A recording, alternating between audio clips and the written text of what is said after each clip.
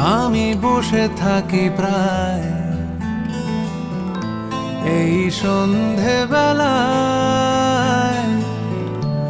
আকাশের গায়ে লেখা অযোগ্য আমি।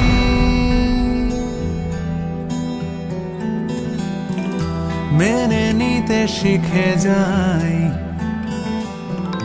বয়ে বেড়ানোর দায়, ঢেকে রাখি ক্ষত দাগ অপরাধ বেনামি।